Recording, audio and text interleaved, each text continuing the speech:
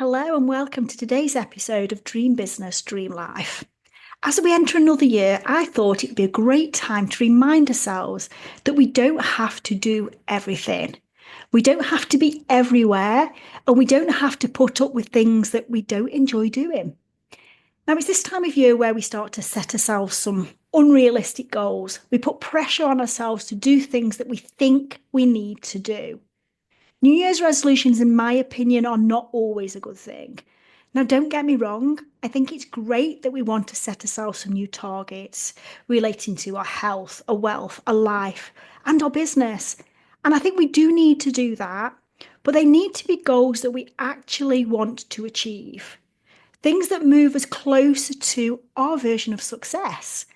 Things that move us closer to living our dream and having our dream business. Now, have you ever wondered why you set yourself a New Year's resolution and you give up on those New Year's resolutions weeks or even days after you started? It's often because they're things that you don't really want to do. It's because they're things that you think you need to be doing. Things that you see other people doing, and you probably just think, I guess I should be doing that too. I can't even begin to tell you how many times my New Year's resolution has been things like, I'm going to lose some weight. I'm going to start going to the gym.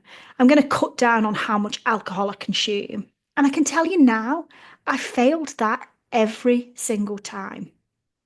I failed because I wasn't passionate enough about any of those things at that particular moment in time. Yes, of course, I always love the idea of losing a little bit of weight. And yes, I'd love to get back into the habit of going to the gym regularly because I do understand why that is important. And of course, it would be good for me to cut down on alcohol consumption. But if I don't have true belief in them right there in that moment, if I don't have true passion to do those things, if I'm setting them just because, well, frankly, it's a new year, then realistically, they're never going to happen. And the last thing that we should be doing is putting pressure on ourselves to do something just because it's the 1st of January. To me, doing that is a guaranteed failure. It's guaranteed that you're going to do something that's going to make yourself feel pretty useless because you're not going to achieve the thing that you said you were going to achieve. So I think we need to think a little bit more about the goals we do set ourselves. Think a little bit more about any New Year's resolutions that you've chosen to sign up for. Now, let's be crystal clear here. I'm not saying that you shouldn't be setting yourself challenging goals. I love a challenging goal. I'm saying that you should be accepting where you are and what you've got and setting goals based on where you want to get to. What I'm saying is you shouldn't be settling for what you think you should have, what you think is the right thing to do because it's what other people are doing. What I want you to be doing and what we should be doing is setting ourselves goals, stretching goals, but goals that are going to move us towards the place that you really want to get to. And sometimes that is just about setting yourself up for the future. And sometimes it's even about slowing down a little bit. Now, at the start of 2024, my goal was not to make more money. My goal in 2024 was to make the money I did earn more regular, to make it feel a little bit less feast and famine. Now, even back in my e-commerce business, the money I earned was totally up and down. So in that business, one month revenue might have been, I don't know, £200,000.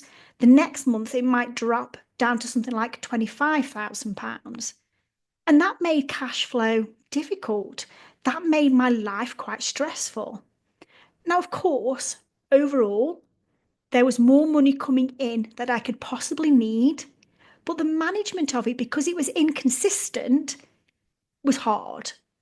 Anybody that knows me knows that I am a spender. Give me money and I will spend it. Certainly was a lot worse back then than I was now. So one of the things that I swore to myself when I set up this business is that I wouldn't do that again. I wouldn't build a business that had irregular income. Now, my e-commerce business was irregular because it was seasonal. A lot of the products we sold were seasonal. So at Christmas, you would get a massive spike. But then in the quieter times, it would drop right down. So I swore to myself that when I launched another business, it was going to be built on stability. It was going to be a business that made me happy, but actually it was going to be a business that gave me a consistent level of income that meant that money management was better, because then I can grow it. I can build on that stability once I've got it to that point. Now, in 2024, there's been a few times where I could have pushed.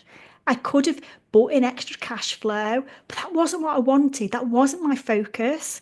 My focus was about stability, and I wasn't prepared to deviate from that. I wasn't prepared to get carried away with something that could have made me some money, but wouldn't have given me that consistent level of income. It might have just been a one off spike that could have triggered me back into that mindset of, oh, money, let's spend it. Now, I leave 2024 with that exact thing. I leave 2024 with stability, and that is because I have stuck to my goal. Was I still challenged during 2024 despite not challenging myself to earn big amounts of money? Absolutely, I was challenged, but that is how we grow. So, what I want to leave you with today is a reminder that you need to start your goal setting with your vision, your purpose, and you need to be unapologetic about whatever that looks like. It doesn't have to be what you expect other people to think you are doing, it doesn't have to be huge, it just has to be whatever you want it to look like. And when you're defining this vision, this dream, you need to, yes, think about the growth you want within your business, but you also need to think about what you want your life beyond your business to look like.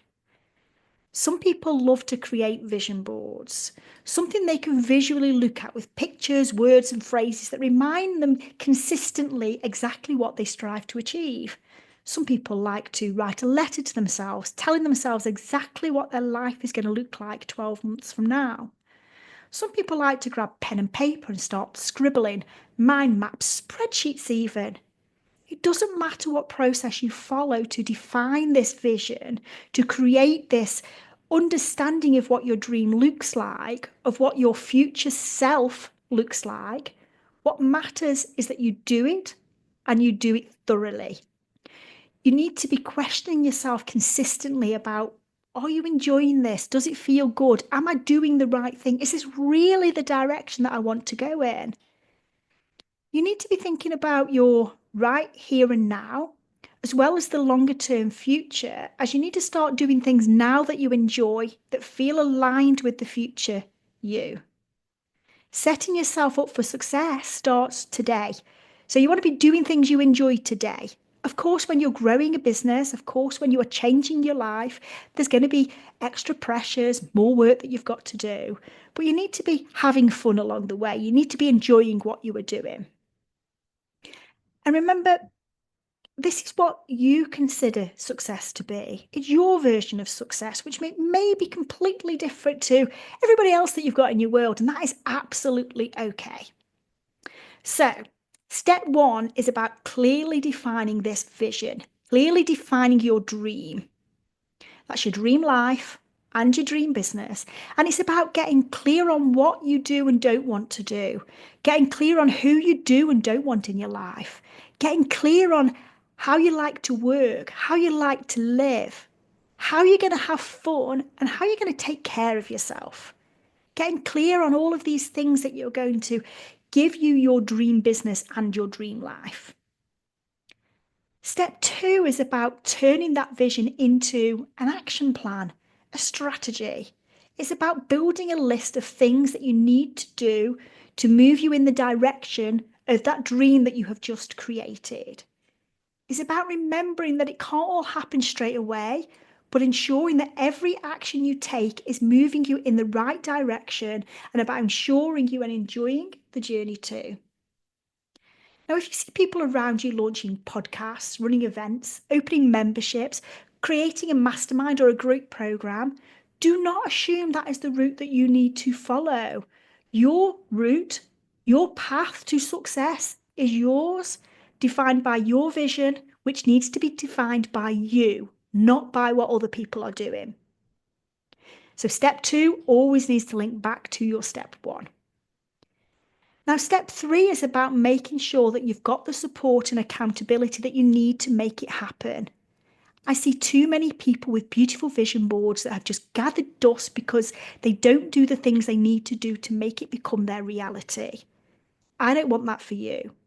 So make sure that you share your vision, be that with friends, family, a mentor, a coach, with co-workers, your business bestie, with whoever that is. But share your vision and take people on the journey with you. Other people's support and encouragement can be invaluable. So make sure you utilize the people in your community to help you achieve your dream, because I guarantee you will be out there helping others to achieve theirs. Let's make 2025 the year where we stop doing what we think we should be doing, where we stop doing what everybody else is doing, and we start doing what we want to do. I'm seeing more and more people talking about happiness is what makes you rich, about health is what makes you wealthy, about how you need to simplify your business and to do it your way. And I think it's great, as I've been saying exactly that since 2021. And all of that has to start with your vision, your dream. So here's to setting goals that matter, to taking action that is intentional, and to stepping into your dream business and your dream life. Thank you for listening. See you next time.